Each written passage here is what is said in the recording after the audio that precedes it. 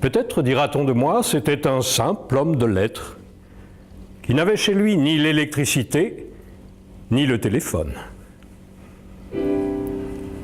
Ou si je meurs avant vous, je vous demande de m'enterrer à Chitry-les-Mines.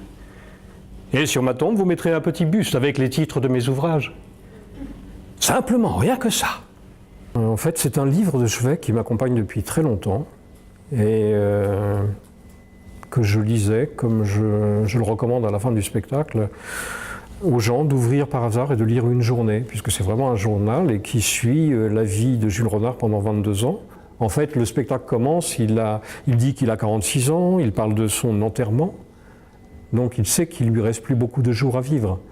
Donc il va reparcourir des pages en arrière pour revivre les éléments marquants de sa vie.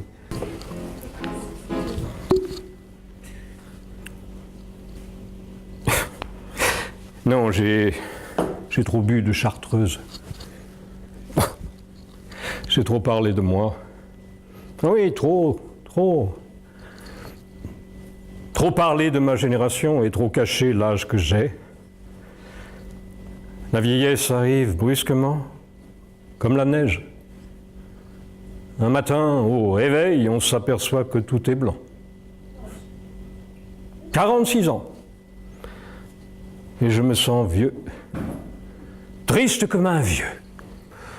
Donc il y a des choses drôles. Souvent, il est adapté de manière un peu ironique. Ce qui transparaît dans les spectacles que j'ai vus, c'est principalement l'humour de Jules Renard. C'est-à-dire que ça fait un peu grosse tête. Si l'argent ne fait pas le bonheur, rendez-le. Il y a beaucoup de phrases comme ça qui sont très drôles, qui sont reprises. Mais pour moi, ça ne représente pas Jules Renard.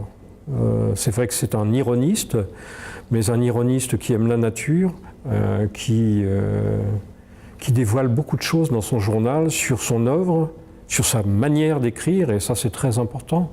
Et ce qui est surprenant, c'est que il nous reste de Jules Renard poil de carotte, que toute sa vie on l'a appelé poil de carotte, et que le dernier mot qu'il couche sur son journal, c'est poil de carotte. Parce que quand il a 46 ans, il va mourir en mai, 15 jours avant, il rédige les derniers mots de son journal, parce qu'il a fait pipi au lit, et il se demande s'il va se lever pour se nettoyer, et il conclut en disant « ça séchera dans les draps, comme quand j'étais poil de carotte ». Et ce personnage ne l'a jamais quitté, il l'a toujours remercié, Poil de Carotte, en plus de lui avoir apporté une subsistance, parce que quand Poil de Carotte est sorti en livre, ça a terriblement bien marché. C'est ce qu'il a fait reconnaître comme écrivain populaire. Et quand il en a fait l'adaptation au théâtre en 1900, ça lui a rapporté de quoi vivre chaque jour.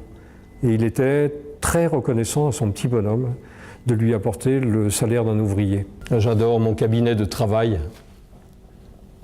Mais je n'y travaille pas. Je fais acte de présence. Écrire. Toujours écrire. Mais la nature ne produit pas tout le temps. Elle donne des fleurs et des fruits pendant la belle saison, et puis elle se repose au moins 6 mois. Et ça parle de politique, et ça parle de théâtre, et ça parle des femmes. C'est comique par moments, c'est grave à d'autres moments, puisqu'il va parler de la mort de ses parents. Voilà, c'est un bonhomme qui se débat à travers tous ses malheurs et qui s'est débattu à travers tous ses malheurs toute sa vie. Parce que Poil de Carotte, c'est son histoire à lui. En fait, il a décidé de faire un roman de Poil de Carotte quand, après s'être marié, il est revenu vivre à Chitry et que sa mère était odieuse avec sa bru, c'est-à-dire avec la femme de Jules Renard. Donc il s'est dit, là, il faut que je règle mes comptes. Et il a montré sa mère telle qu'elle était. Sa mère était odieuse quand il était petit. Je vais revenir sur l'histoire du pipi au lit, puisque quand il était petit, pour qu'il fasse pipi au lit, sa mère l'enfermait dans sa chambre sans lui laisser de peau. Comme ça, il n'avait d'autre alternative que de faire pipi dans ses draps.